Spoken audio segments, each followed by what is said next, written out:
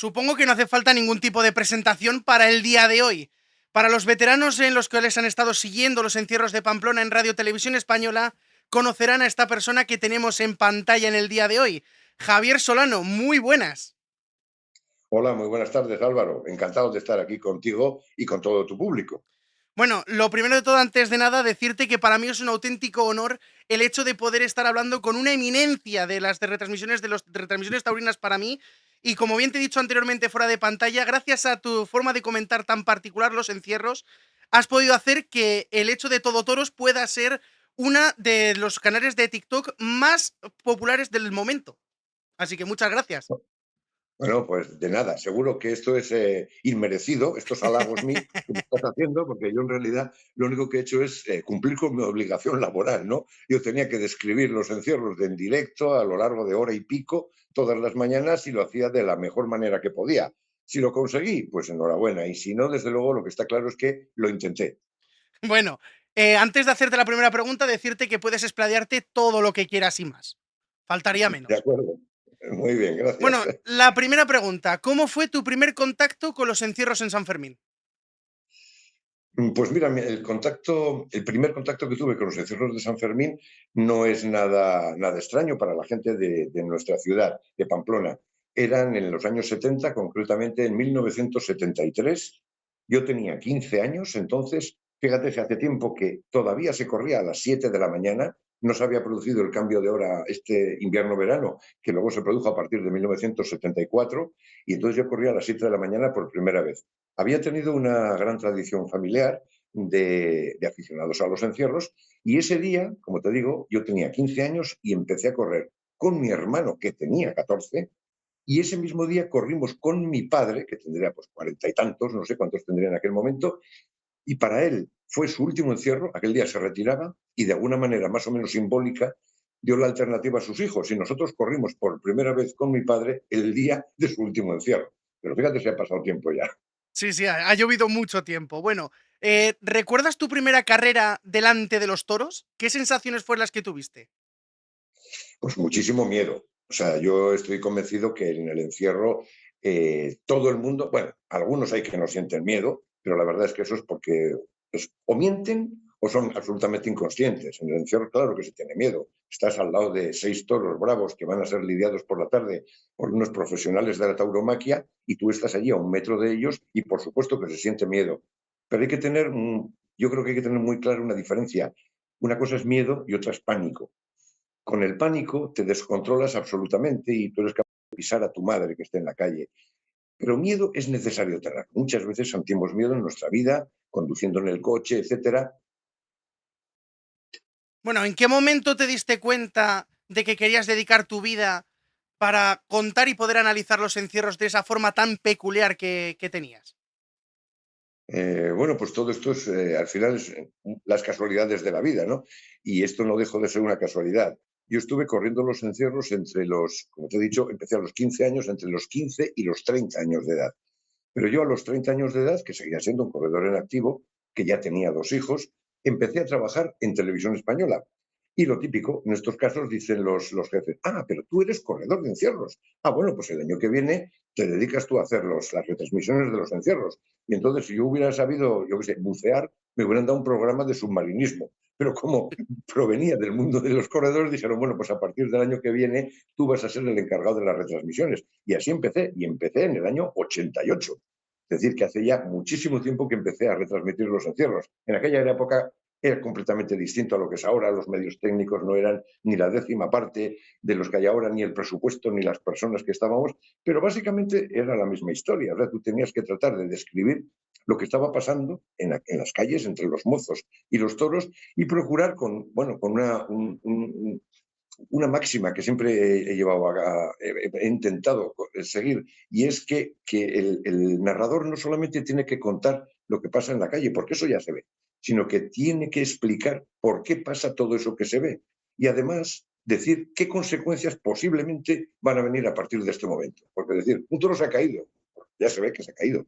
Ahora hay que explicar qué puede pasar a partir de este toro y buscar antecedentes. Esto mismo sucedió el año pasado con Cebada Gago y tal. O sea, esto es una cosa, un bagaje que tienes aquí. No te puedes llevar nada preparado porque nadie sabe lo que va a pasar en un encierro. Cuando se abre la puerta de los toriles, nadie sabe lo que va a suceder. Y entonces son todo cosas que o las sabes o no las sabes. Normalmente yo voy a las retransmisiones en un solo papel. Yo no tengo un papel, entonces voy echando mano de mi memoria y de lo que las circunstancias que veo en ese momento me indican que va a pasar. Y para buscar los porqués de lo que está pasando. Es una cosa que cuando tú controlas y dominas un tema, como pasa a mí con respecto al encierro, pues no te cuesta nada de trabajo. Ahora entiendo que a otras personas que tengan que meterse en este mundo, pues realmente es muy difícil. Es como si me ponen a mí a hacer en televisión, yo qué sé, hockey sobre patines. Es que si no tengo ni idea, bueno, primero no me metería, no haría ese salto porque me voy a quemar profesionalmente. Pero la verdad es que si sucediera, lo pasaría muy mal, muy, muy mal. En este caso no es así, porque yo en el encierro, la verdad es que narrando el encierro, me lo paso muy bien. O sea, entonces he logrado al final esa famosa frase que se dice de convertir mi afición en mi profesión. Entonces ya no estoy trabajando, ya estoy pasándomelo bien. Hombre, pues puedo recordar realmente que en aquella época, bueno, yo siempre he hablado muy deprisa, pero en aquella época todavía hablaba más deprisa y quería contar tantas, tantas cosas, tenía menos minutos de los que luego he ido teniendo a lo largo de los años, que luego viendo las retransmisiones te das cuenta que corría demasiado y contaba hasta demasiados datos, ¿no? Eso es el primer recuerdo que tengo, pero también recuerdo perfectamente el 12 de julio de ese año, del año 88, en un encierro de los toros de Cebada Gago, que fue un encierro complicadísimo, probablemente el más complicado que ha habido en 50 años en Pamplona. Oye, me quedó bordado, porque no me perdí en ningún momento, sabía, este es el cuarto toro, que luego se convertirá en el sexto, porque el quinto luego se ha adelantado y ha cogido a 3 aquí. O sea, no me perdí y pude hacer una descripción perfecta y entonces la gente lo agradeció mucho. Y fue mi sexto encierro. Pues yo había empezado el día 7 y esto fue el día 12. O sea que la verdad es que fue pasar una mili ese primer año con aquel encierro tan complejo que luego yo creo que nunca he vuelto a repetir. Fíjate que yo he hecho 300 y pico encierros en la tele y nunca he tenido uno tan complicado como aquel que tuve el primer año, el día 12. Bueno, la siguiente pregunta es un poco más o menos obligada. El hecho de que si alguna vez tuviste algún fallo o despediste en directo que recuerdes con humor o con cierta tensión. Sí, sí, sí, sí. Bueno, he tenido anécdotas, algunas tontas, ¿no? Por ejemplo, decir, hola, muy buenos días a todos, estamos encantados de estar con ustedes hoy 7 de julio de 1989. Y de repente digo, ah, no, no, si es 99, es 7 de julio de 1999. Las cosas me han pasado, ¿no? Pero he tenido de todo, cosas absolutamente increíbles, que se me fuera la imagen un minuto antes de empezar la retransmisión del encierro. No, la carrera, la retransmisión ya estaba funcionando, pero faltaba un minuto para que sonara el cohete y yo no veía absolutamente nada. Entonces, lleno de cables, de pinganillos, de micrófonos, salir a la calle, hacerle gestos a uno de los técnicos para que viniera a ver si me podía arreglar aquello y finalmente, pues no sé qué cables tocó por detrás del monitor y pude ver, pero ya justo, justo la salida de los toros. Pero claro, bueno, pues estas cosas te suceden a veces en televisión, ¿no? Que hay imponderables del directo y bueno, pues no hay más remedio que tirar de oficio y salir de la situación lo mejor que se pueda. Pero ese día recuerdo que lo pasé mal porque, bueno, si empieza, oigo el cohete y no puedo hablar nada, pues les diré, señores, no puedo decirles nada porque nada he visto. O sea que, bueno, tendría que ser una situación de esta, sí. Y ahora, volviendo a la memoria de los encierros que has retransmitido, ¿qué encierro recuerdas como el más emocionante que pudiste llegar a narrar? Hombre, ha habido varios encierros emocionantes por muchas causas distintas, ¿no? Pero yo recuerdo, sobre todo, el encierro de los toros de Fuente Imbro del año 2013, porque se produjo un montón a la entrada de la plaza con unas pintas tremendas de que podía haber habido varios muertos en aquel montón. Me lo recuerdo perfectamente y sobre todo recuerdo que no sabía por qué había sucedido, porque claro, mucha gente cree que yo estoy en el control de realización viendo todos los monitores con todas las cámaras, pero no es así. Yo estoy viendo un monitor exactamente lo mismo que veis vosotros en vuestra casa y simultáneamente como lo veis en vuestra casa. Entonces, si no lo estabais viendo vosotros, tampoco lo estaba viendo yo. Y la sorpresa fue que llegaron la manada y se encontró con el muro de personas que cerraba por completo la entrada al callejón sin saber, sin yo poder explicar qué había pasado y por qué sucedía lo que sucedía. Pero la verdad es que fue bastante dramático, sobre todo recuerdo cuando ya empezaron a sacar gente de la parte de abajo del montón, que salió un chaval que estaba absolutamente morado. O sea, yo no sé, si igual llevaría un minuto y medio sin respirar, lo sacaron y pues para mí que está muerto.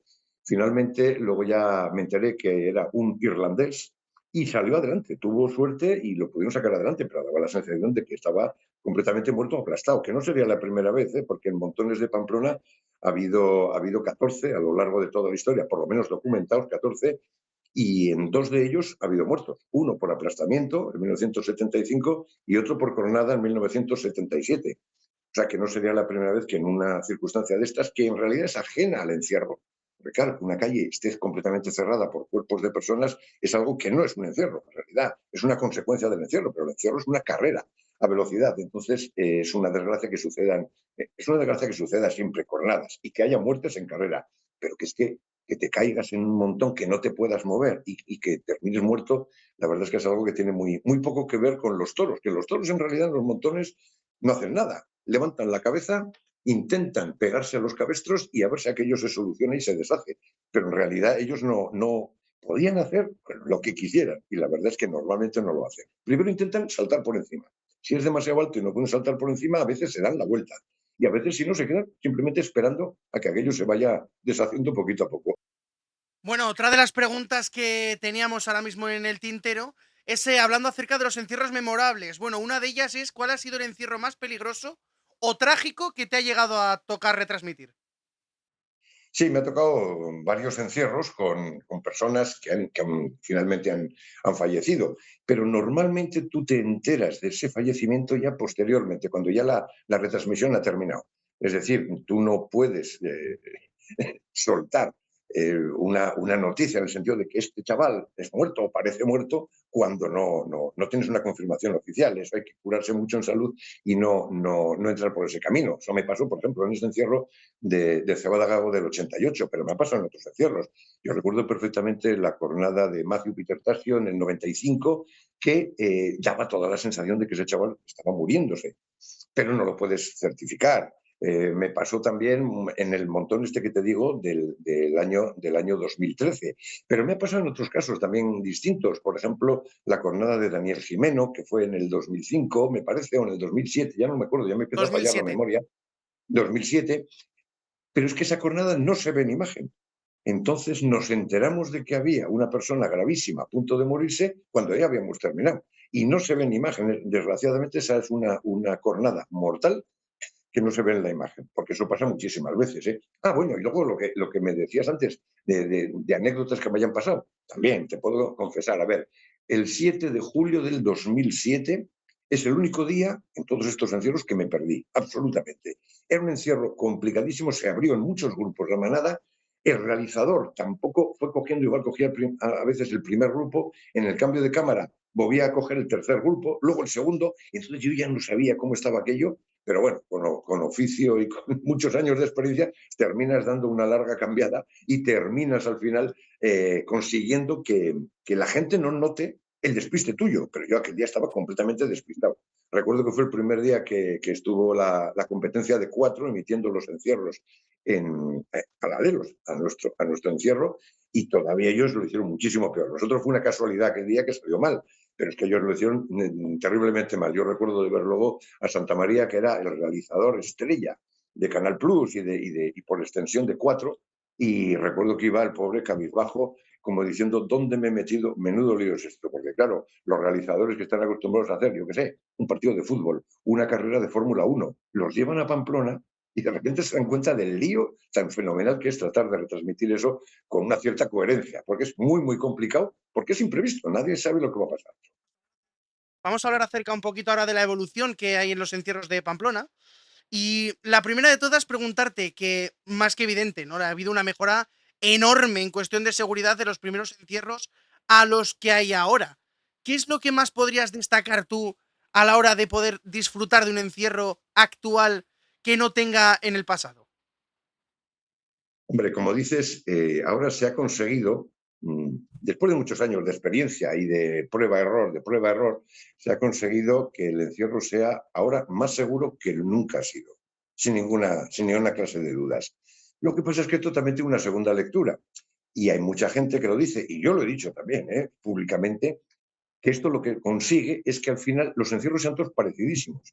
El del día 7 se parece al del día 8, el del día 9, al del día 10 y a los del año anterior. Entonces, son todos muy, muy rápidos. Es muy raro ya hoy en día que haya un encierro de más de 2 minutos y medio, cuando antes era habitual que fueran 3 minutos y pico. Es decir, han logrado reducir el tiempo, la duración del encierro en un tercio. Eso es una barbaridad. ¿Y esto a qué se debe? Pues a muchos factores, a muchos factores. Unos cabestros muy buenos, hacen su trabajo de forma ideal, porque en realidad los cabestros están ahí para arropar a los toros, para conducirlos en el menor tiempo posible del punto A al punto B, que eso es un encierro, conducir a los toros por las calles de un punto a otro, desde los corrales de Santo Domingo hasta la Plaza de Toros. Y luego, el hecho de que en los últimos 20, 25 años, todos, los toros que llegan a Pamplona están muy corridos en el campo. Son verdaderos atletas, verdaderos deportistas, son capaces de aguantar lo que antes hubiera sido imposible en los años 70 u 80. Esos toros hubieran caído. Yo he visto muchos toros correr el último tercio del recorrido con la lengua fuera. Eso es absolutamente impensable hoy en día. Los toros vienen muy, muy fuertes. Y eso unido además al hecho del líquido antideslizante que se echa desde 100 metros, 150 metros antes de la curva de estafeta hasta los primeros 30 a 35 metros de la calle Estafeta, ha hecho que los toros ya no se caigan casi ningún día en la curva de estafeta, y si no se caen no se separan, y si no se separan no se quedan sueltos, y entonces ha hecho que el encierro sea infinitamente más rápido de lo que era antes, más seguro, así entre comillas vamos a decir, pero también podemos decirlo, más aburrido, porque pasan muchas menos cosas de las que pasaban antes en la calle, que era muchísimo más imprevisto. De hecho, no, una de las cosas que más se han podido llegar a destacar, como tú bien dices, con cuestión del antideslizante, son esas míticas fotografías tomadas en la parte baja de la curva Mercaderes Estafeta, que eso directamente ahora mismo es impensable, porque antes se veían los toros medio caídos de un lado o de otro, ahora directamente se ven como que están totalmente erguidos y personalmente es una de los puntos clave, yo te diría, a la hora de la rapidez del encierro como tal. Claro. Y dime. Sí, no, no, que está claro. O sea, la curva Mercaderes-Estafeta es el punto de inflexión. Hasta ahí hay un encierro y a partir de ahí hay otro. Lo que pasa es que hoy en día, con la aplicación del antideslizante, que yo reconozco que yo era muy escéptico, yo decía, los toros se van a caer igual. O sea, esto si va a ayudar a alguien va a ser a la gente, que la suela de las zapatillas deportivas con las que corren, la gente agarren mejor, pero en las pezuñas de los toros no va a servir para nada. Pues reconozco que me equivoqué, claro que sirve. Y además los días que llueve y el suelo está mojado, todavía sirve más. O sea, la sensación de que ahora los toros ya no se resbalan, ya no se caen y por lo tanto no se separan, eso es un hecho objetivo. Antes de 8 encierros, 6 se caían los toros y ahora de 8 encierros, igual ninguno o uno como mucho, un día. O sea, ha sido un cambio radical y esto ha hecho que el encierro, como te digo, dure menos. ¿Por qué? Porque es más rápido, porque no se separan. Si además los toros vienen como vienen, muy entrenados, son mucho más capaces, más fuertes físicamente y además los cabestros hacen más o menos bien su labor, pues ha hecho que los encierros hoy en día sean muy, muy seguros. Ahora, ojo, cuando digo muy, muy seguros, en el encierro, precisamente al aumentar la velocidad de la carrera, lo que hay es muchas más caídas, muchas más contusiones, muchos más golpes. Hay menos cornadas, pero muchos más golpes, porque la carrera es un auténtico sprint. Y un sprint lleno de gente alrededor. Tú no estás corriendo en un estadio por una calle, que nadie te estorba. Aquello es un cross, que tienes que estar vigilando el suelo, los que están caídos, para saltar sobre ellos, vigilar al toro, vigilar al de la izquierda que se empuja, que te empuja porque quiere ponerse donde estás tú, tratar de empujar la espalda del que tienes delante porque está frenándose, porque quiere ponerse donde estás tú, y todo eso en unos 8 o 10 segundos, unos 40 metros de carrera, frente a un toro y completamente al sprint. Entonces, claro, es muy, muy, muy fácil caerse. Y si te caes, el suelo está muy duro y la verdad es que puedes tener un golpe muy, muy fuerte. O que te pisen, claro. Otra pregunta un poco más que evidente, ¿no? A la hora de las nuevas tecnologías, ¿no? De la implantación de las nuevas tecnologías. ¿Qué opinas acerca de esa implantación, acerca de cámaras, repeticiones, drones, la tirolina de este último año en Estafeta? ¿Qué opinas? ¿Tú piensas que le añaden un plus para que sean los encierros más espectaculares? ¿O sinceramente prefieres un poco menos de cámara y para poder ver realmente lo que hay en los toros? Hombre, yo creo que toda esta serie de ventajas técnicas que tenemos hoy y que no tenemos hace 40 años cuando yo empecé, que eso es evidente. Hoy hay infinitamente más medios técnicos que hacen la retransmisión mucho más atractiva visualmente, pero mucho más atractiva. Yo me acuerdo que yo cuando empecé, claro que hacíamos ralentizados, pero eran mucho más feos. No, las cámaras, fíjate, cuando yo empecé, los encierros los hacíamos con 12 cámaras. Este último año había 32. La diferencia es enorme. Por supuesto, cámaras colgadas en tirolinas, con grúas, con drones todavía no se han usado. Bueno, se han usado, sí, yo sé que se han usado, pero no Se se han están usado en usando retransmisiones. actualmente. Sí, pero no en retransmisiones profesionales de televisión. Entonces, quiero decirte que al final hay una serie de métodos técnicos que hacen la retransmisión muchísimo más atractiva desde el punto de vista visual. En ese sentido, televisivamente hablando, se ha mejorado mucho. Pero luego en la práctica, al final, lo que estamos hablando son unas calles estrechas, llenas de gente, con unos toros a la carrera y la manera de narrarlo desde el punto de vista del comentarista, que es lo que a mí me incumbe, creo que puede hacerse perfectamente bien, exactamente igual como se hacía en los años 80, en los 90 o a comienzos del siglo XXI, sin tanta medio técnico como se tiene hoy en día. Es decir, que es muy importante cómo el narrador te va llevando, te va acompañando a ti como espectador para que veas lo que está sucediendo en la calle, para que encuentres unas consecuencias de lo que está sucediendo en la calle, y en esa narración tampoco interviene demasiado los medios técnicos que se usen. Ahora, pues espectacular, claro, muy espectacular. Yo la cámara esta que está situada en el último portal de la calle Mercaderes enfocando esta feta, que coge los toros desde la cabeza y tú los vas viendo desde la parte de atrás, en ralentizado, cómo pasa el pitón al lado de uno, cómo uno se retira en el último momento y tal, y eso me parece absolutamente espectacular. Desde el punto de vista del espectador, ha ganado muchísimo visualmente, sin duda. A ver, ahora. Rescatando una de las preguntas que le hice a Teo Lázaro Almendariz, por el tema del afeitado en los toros y por el tema también del acomodamiento que están dedicando ahora mismo las figuras. ¿Qué opinión tienes acerca de eso? Bueno, yo creo que eso tampoco es una cosa tan nueva. Es decir, en los años 60, las figuras que había también buscaban los toros que les fueran más cómodos. O sea, sus apoderados estaban bueno, en consonancia con los veedores que iban a las ganaderías y decían, bueno, para mi figura, aquel, pero aquel no me lo metas. O sea, eso se producía hace 50 años y se sigue produciendo ahora. Las figuras, lógicamente, no quieren toros de una enorme dificultad. Hay toros con mucha, mucha dificultad para los toreros. Pero ya al final, yo creo que por desgracia, los que se enfrentan a esos toros muy, muy complicados son casi gladiadores. Los toreros que pretendemos pensar que tienen un gran arte, que son capaces de dominar a un toro, de crear belleza en un pase o en varios pases, en una tanda de pases, requieren un toro que es muy, muy difícil de encontrar en determinadas ganaderías, muy, muy difícil, puede que surja, pero es muy difícil de encontrar porque hay toros que son realmente complicados. Un toro que empieza a dar cabezadas a mitad de un pase es, aparte de un peligro para el torero, desluce completamente la faena y el ritmo, la homogeneidad de los pases es algo muy, muy complicado. Entonces, claro que las figuras que quieren toros que en principio no saben lo que va a suceder, pero que en principio les den menos problemas que algunos toros que sí que te las pueden dar, como ganaderías, yo que sé, como Escobar. Es muy difícil de matar esos toros de Escobar. Pero bueno, de Escolar, pero quiero decirte que eso ha sucedido siempre, no es algo nuevo. Es decir, las figuras pueden elegir plaza, pueden elegir el caché, pueden elegir los toros, pueden elegir incluso los compañeros de cartel. Eso sucedió siempre. ¿Eh? Que sucedía con el Viti, con Diego Puerta, con Paco Camino en los años 60. Sucedía. Bueno, pues también O sucedía antes incluso también, antes. que había una referencia de Joselito el Gallo que decía que si fuera por él todos los toros los tendría como si fueran mochos. O sea, es cuestión algo Claro, o algo similar así de ese estilo, pero bueno. claro, Lo claro. que quería yo preguntarte es que si tú estás a favor o estás en contra del afeitado. Hombre, yo creo que el afeitado no debe darse. Sencillamente, o sea, el toro es como es.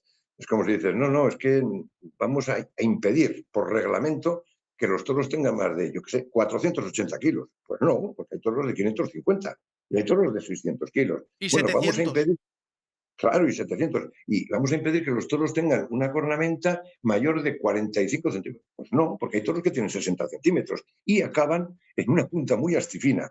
Bueno, pues eso ya es lo que da precisamente más emoción a la fiesta, a ese enfrentamiento que al final no estamos hablando más que de una cosa, que es el enfrentamiento del débil, que es el hombre, con el fuerte, que es el animal. ¿Y cómo consigues salir libre de ese enfrentamiento? pues tú, que eres el débil, tienes la técnica de engañarlo al otro. Tú engañas, todo el rato estás engañando al animal. Y cuanta más técnica tengas, más fácil es engañarlo, llevarlo donde tú quieres, meterlo por el sitio que tú quieres, pasártelo por la derecha, por la izquierda, lo estás engañando durante 20 minutos. Entonces, al final, esa técnica, también el saber hacerlo, el tener experiencia, lo que hace es que eso se convierta en una cosa bella. Porque a veces el torero se convierte en una cosa muy bella. O sea, es la dominación de ese animal, pero encima creando belleza. Eso es difícil de conseguir, pero a veces sí que se consigue. Y yo creo que esa es la esencia del torero. Del toreo. A eso es a lo que se debe tender. Lo que pasa es que luego, pues de cada 10 casos, en 9 no se produce. A ver, para finalizar, pregunto que cómo ves de cara al futuro los encierros de Pamplona dentro de 20 o 30 años. Uy, pues yo en ese sentido soy bastante pesimista y te voy a decir por qué. Lo he dicho muchas veces, yo he dicho en entrevistas, en El País y tal, en periódicos importantes, decir, mis nietos probablemente no conocerán los encierros.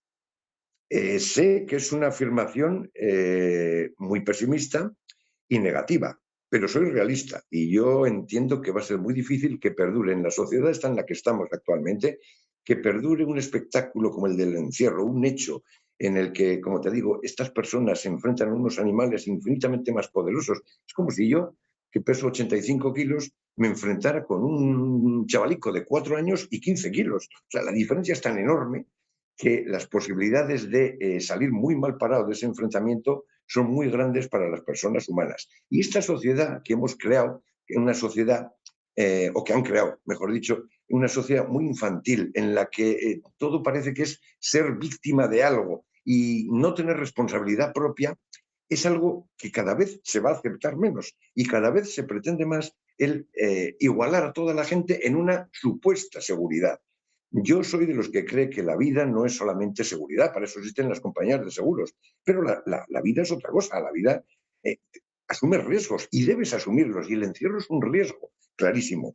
Eso unido a los movimientos antitaurinos, que cada vez van a más, eso es un hecho, unido, por ejemplo, también a la posibilidad de que haya legislación que coarte los espectáculos taurinos y una legislación que podría ser nacional o, ojo, o europea, puede haber una normativa europea de obligado cumplimiento y va a ser muy complicado y va a tener unas resistencias enormes, pero puede suceder. Yo por eso le auguro un difícil futuro a los encierros, de Pamplona, de cualquier sitio. Lo que pasa es que los de Pamplona son como el símbolo de todos los encierros, porque son los de mayor difusión, los que más gente atraen, y en ese sentido son muy importantes. Si se consiguiera que no hubiera encierros en Pamplona, iba a ser todo un mazazo para todos los demás encierros que hay en España. Entonces yo creo que aunque si soy realista, soy negativo. Yo no quisiera ser tan negativo, pero entonces sería, desde mi punto de vista, creo que sería muy poco realista.